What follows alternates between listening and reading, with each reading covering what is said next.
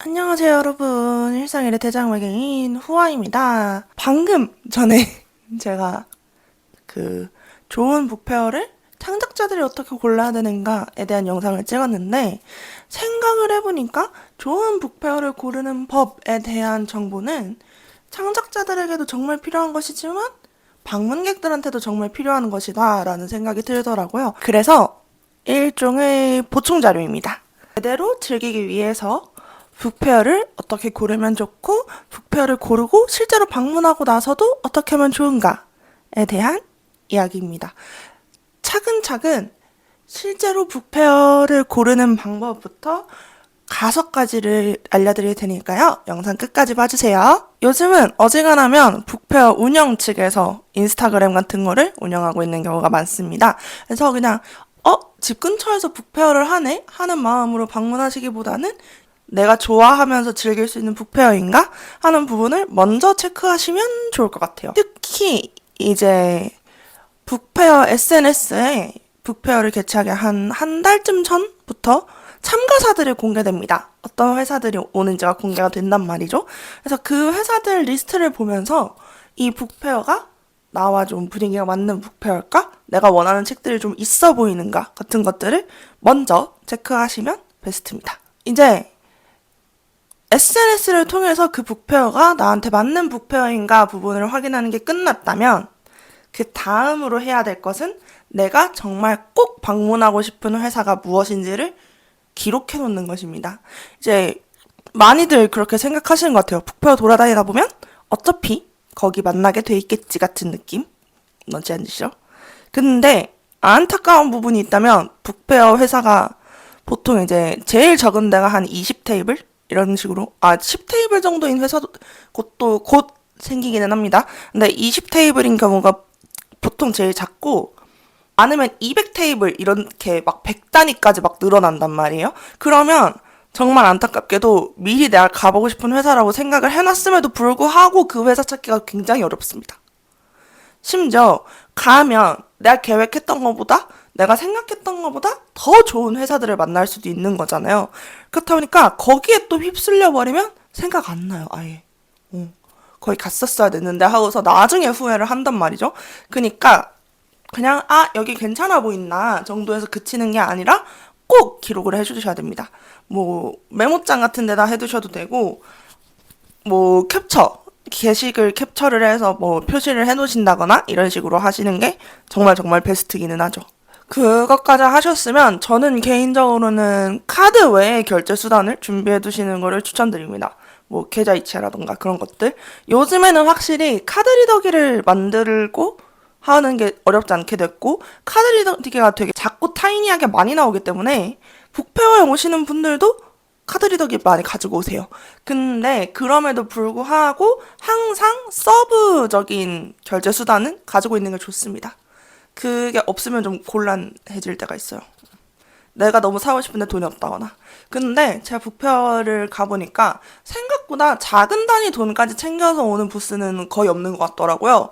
그래서 어지간하면 5,000원, 1,000원 단위까지를 준비를 하시는 게 좋고, 내가 그렇게까지 하면서 북페어에 가야 되나 싶으면 계좌 이체하실 수 있는 현금하고 계좌 이체할 데이터 이런 것들을 챙겨 오시는 게 좋습니다. 왜냐면 실제로 와이파이가 제공된다고 하더라도 이미 북페어 셀러 측에서 그걸 쓰고 있기 때문에 와이파이가 원활하지 못하고 정말 규모가 크거나 이런 데는 데이터도 안 터져요. 그렇기 때문에 어지간하면은 내 개인 데이터를 가지고 있는 쪽이 결제하기 되게 쉽습니다. 그러고 나서 북페어에 왔다면 여기서부터가 진짜 중요하죠. 북페어를 재밌게 즐기기 위해서는 첫 번째 북페어 이제 저 북페어 들어갈 거예요 하고 들어가면 브로슈어 같은 걸 주십니다. 뭐 어디에 부스가 뭐가 있는지 지도 겸 뭐 뒷면에는 이 북페어가 어떻게 시작했고 뭐 몇 번째가 됐고 어떤 테마로 운영되고 있고 이런 게 설명이 돼 있는 지도 겸 브로슈어를 줘요. 그거 이제 종이 쓰레기니까 받기 싫을 수 있긴 한데 어지간하면 받으시는 걸 추천드립니다.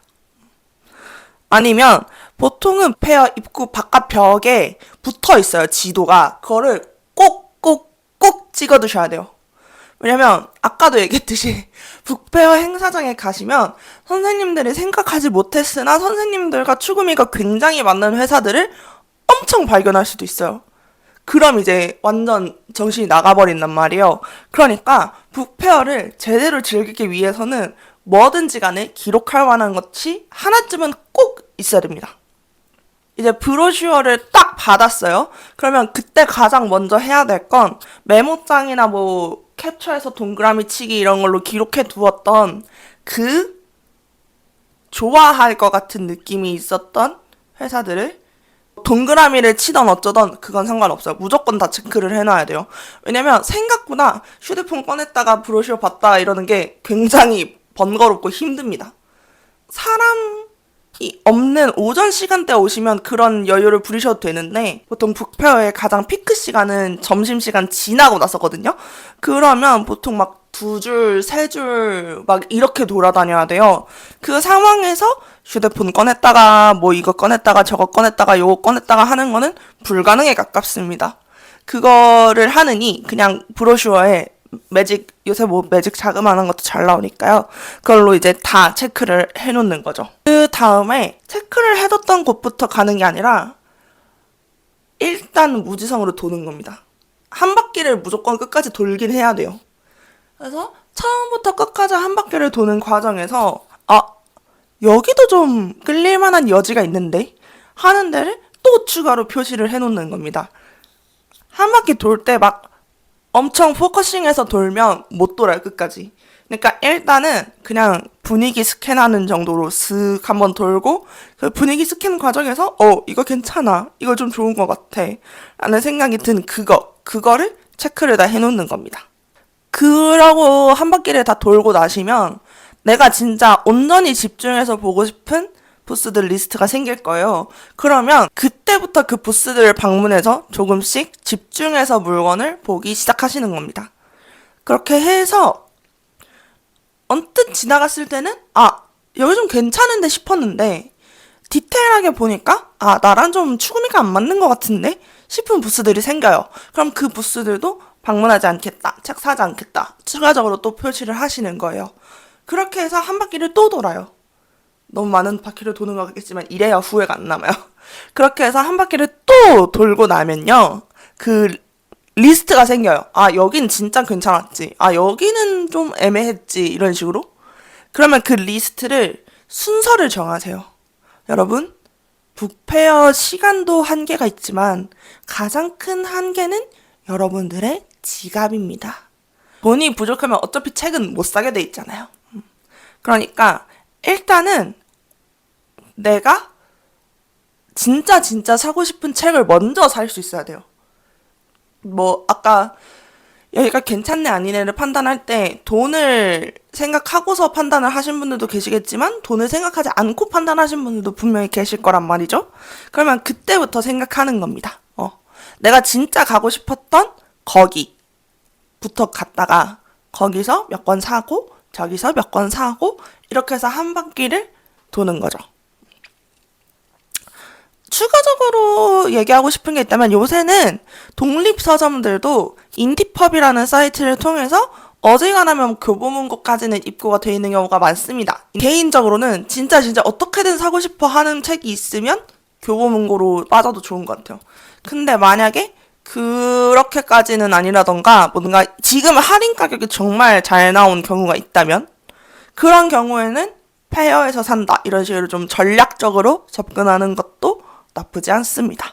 생각을 해보면 저는 북페어를 셀러로 참가하기 전에도 가는 사람이었고 일러스트 페어나 이런 것도 많은 방문을 하는 사람이었는데 그럴 때 제 경험을 생각해보면 사실 사고 싶은 걸 100% 다 산 후회가 한 점도 남지 않는 북페어는 또는 일러스트 페어는 저는 아직까지 만나보지 못한 것 같습니다.